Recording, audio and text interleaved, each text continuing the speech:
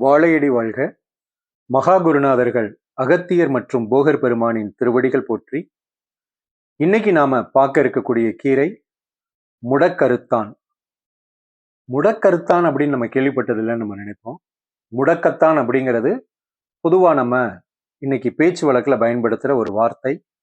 ஆனால் அதனுடைய உண்மையான காரண பெயர் என்ன அப்படின்னா முடக்கு அறுத்தான். அதாவது நாம் எது சார்ந்த விதத்தில் முடங்குகின்றோமோ, பொதுவாக மனிதனை முடக்கக்கூடிய தன்மை வாய்வு சார்ந்த காற்று தன்மையில வாதத்திற்கு அந்த குணம் உள்ளது. அதனை அறுக்கக்கூடிய கீரை முடக்கு அறுத்தான். இன்னைக்கு பேச்சு வழக்குல முடக்கத்தான் என்றாகிறது. இத சொல்றப்ப என்னன்னு சொல்லுவாங்க, இன்னொரு ஒரு புராணத்தோட சேர்த்து சொல்றப்ப வாயு பகவானுடைய அம்சம் இந்த கீரையில நிறைஞ்சிருக்கு அப்படின்னு சொல்லுவாங்க.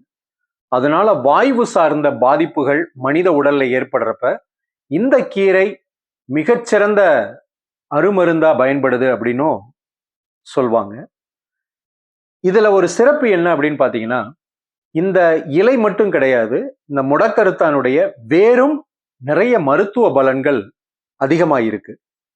இதனுடைய சுவை கசப்பு மற்றும் காரம், இதனுடைய தன்மை மிதமான உஷ்ணம். இதுல அதாவது இந்த முடக்கருத்தான் கீரையில பாத்தீங்கன்னா அதிக அளவுல கால்சியம் இருக்கு, புரதம் இருக்கு, மெக்னீசியம் இருக்கு, நார்ச்சத்துக்கள் இருக்கு, பொட்டாசியம் இருக்கு, ஆன்டி ஆக்சிடென்ட்ஸ் அதிகமா இருக்கு. இந்த கீரையை தொடர்ந்து நீங்க சாப்பிட்டு வந்தீங்கன்னா கான்ஸ்டிபேஷன் அப்படின்னு சொல்லக்கூடிய மலச்சிக்கல் குணமாகும். பைல்ஸ் பாதிப்புல அவதிப்படுறவங்களுக்கு இந்த கீரை ஒரு அருமருந்தா வேலை செய்யும். ஸோ இதை பயன்படுத்தினீங்கன்னா மூல நோய் பாதிப்புல இருந்து வெளியில வரலாம். இந்த முடக்கருத்தான் கீரையை விளக்கெண்ணெயில நல்லா வதக்கி நல்ல சுடுசாதம், அதுவும் நல்ல பச்சை வாழை இலையில சுடுசாதம் போட்டு, ஏன்னா அந்த வாழை இலையில இருக்கிற பச்சையம் அந்த சூடா இருக்கிற சாதத்துல வரணும். அதுல நீங்க இந்த முடக்கருத்தான் கீரையை விளக்கெண்ணெயில வதக்கினதை அதுல போட்டு சாப்பிட்டீங்கன்னா உடல்ல தசை மற்றும் எலும்புகள் சார்ந்த வலி, அதாவது கை கால் வலியா இருக்கலாம், மூட்டு வலியா இருக்கலாம், முதுகு வலியா இருக்கலாம், இல்ல ஒட்டுமொத்தமான உடல் வலியா இருக்கலாம், தசை மற்றும் எலும்பு சார்ந்த வலிகள். ஏன்னா இதுக்கு உடனே நம்ம நெஞ்சு வலி வயிற்று வலி அப்படிங்கிற அந்த உள் உறுப்புகள் சார்ந்த விஷயத்துக்குள்ள போகாம தசை மற்றும் எலும்புகள் சார்ந்த அனைத்து வழிகளுக்கும் நிரந்தர தீர்வு கொடுக்கும். அதுபோக இந்த முடக்கத்தான் கீரையை நெய்யில வதக்கி அதுல கொஞ்சம் வெல்லம் சேர்த்து சாப்பிட்டீங்க அப்படின்னா கண் பளிச்சுன்னு தெரிகிற அளவுக்கு பலன் கிடைக்கும்.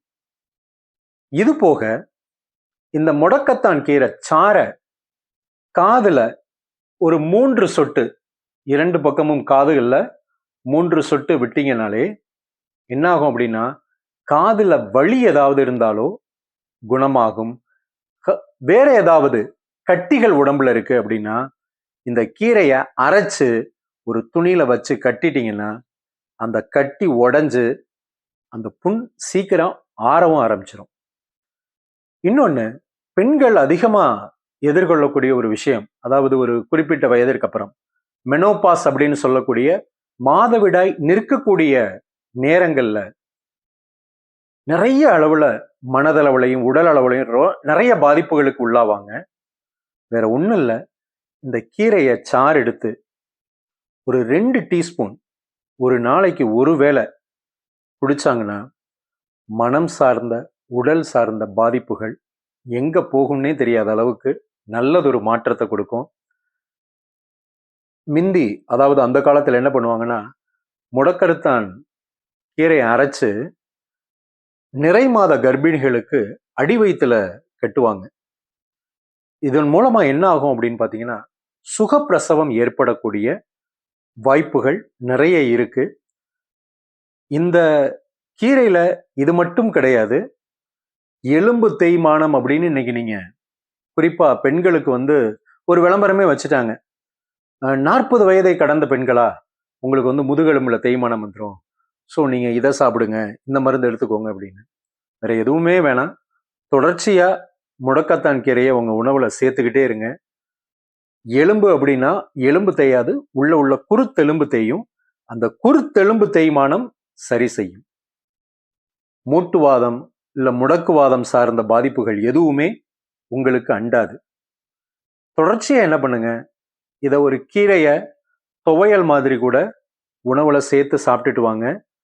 மூளைச்சூடு ஏற்படாமல் பாதுகாக்கும். சில நேரங்களில் இந்த முடக்கருத்தான ஆரம்பத்தில் பயன்படுத்துகிறப்ப ஒரு சில நாள் பேதி ஆகிறதுக்கும் வாய்ப்பு இருக்கு. அது எல்லோருக்கும் ஆவது கிடையாது. இன்கேஸ் அப்படி ஆனா கூட பயப்பட வேண்டியதில்லை. ஒரு சில நாட்களுக்கு அப்புறம் உடல் அதற்கான ஒத்த தன்மை வந்தவுடன் அது சார்ந்த பேதி மலம் போவது நின்றும். தொடர்ச்சியா பயன்படுத்தலாம். நீங்களும் உங்கள் அன்பு உறவுகளும் இந்த பிரபஞ்சம் நமக்கு வழங்கிய, குறிப்பாக வாயு பகவானின் அம்சமுடைய முடக்கருத்தான் கீரையை பயன்படுத்தி ஆரோக்கியமாக வாழையடி வாழையாக வாழ்வாங்கு வாழ வாழ்த்துகின்றோம். நன்றி, வணக்கம்.